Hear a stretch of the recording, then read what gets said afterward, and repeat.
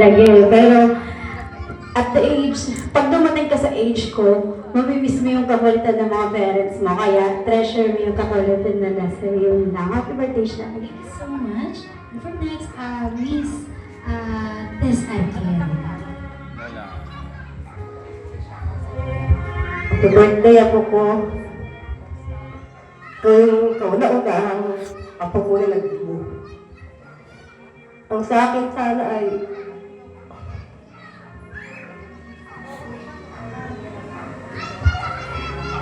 yung mga magulang mo, susundin mo sila dahil sila ang nakakaalam ng tama para sa iyo.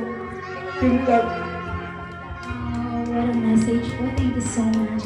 And of course, meron po tayong special guest. Ayan, hindi po tayo papayag na wala po si Mami Nori Cardona. Ayan. Sige po, Nay. Ano po ang message niyo po sa ating celebrant? Siya, happy birthday. Sana mag-aral ka maigi, ha? Huwag ka mo muna magpo-boyfriend. Ha? Mag-aral ka. Happy birthday.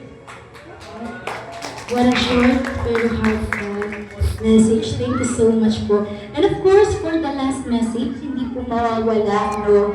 Ang ilaw po ng tahanan ng kanilang pamilya, Mrs.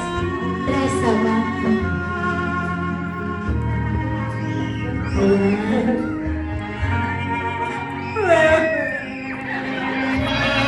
Walang iyakan.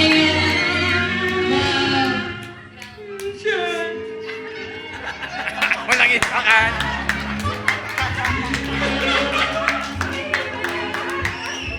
Hindi pa po ikakasal kasi siya. Ito na.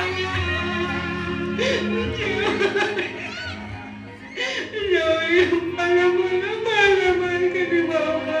Naging kaaway. Kaya, hindi na papagalitan kita kasi ngayon kung mangyari sa'yo, nangyari sa buwan namin. Alam namin yung mga nabata kami, naranasan namin yung bata kami. At least nagpapasalamat kami kasi nandiyan yung mga lolo't lola namin, tita, tito, nag-alala sa amin. Kaya, kayo namin maranasan mo yung naranasan namin na kaya gusto ko ibatiin sa'yo yung mga bagay na hindi namin naranasan noon. Kaya mahal na mahal kita kahit na palagi mo lang medyo nag-aaway tayo talaga kasi nagkakasamahan din ang loob. Pero tatandaan mo, mahal na mahal ka ni Mama, okay?